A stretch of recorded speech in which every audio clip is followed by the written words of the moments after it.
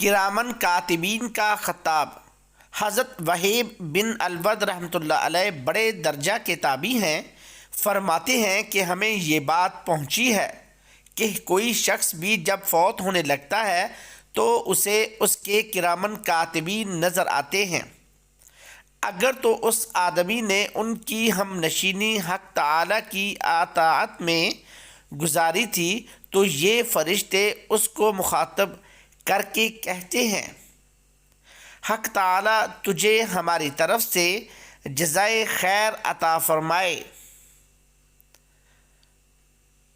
تو ہمارا بہترین ہم نشیں تھا، بہت سی نیک مجلسوں میں تو نے ہمیں ہم نشیں بنایا اور نیک اعمال ہمارے سامنے لایا اور نیک باتیں سنوائیں۔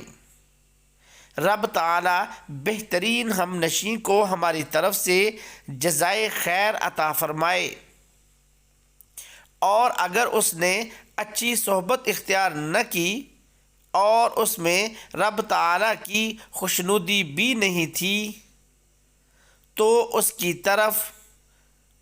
کی تعریف کی بجائے یہ کہتے ہیں، تجھے حق تعالی ہماری طرف سے بہترین ہم نشینی کی جزائے خیر نہ دے، تو نے ہمیں اکثر بری مجالس میں بٹھایا اور برے اعمال ہمارے سامنے پیش کیے اور گندی باتیں سنائیں۔ رب تعالی تجھے ہماری طرف سے بہترین ہم نشینی کی جزائے خیر نہ دے۔ بس اسی وقت جب یہ گنہگار یہ باتیں سنتا ہے تو اس کی آنکھیں ان کی طرف کھلی کی کھلی رہ جاتی ہیں۔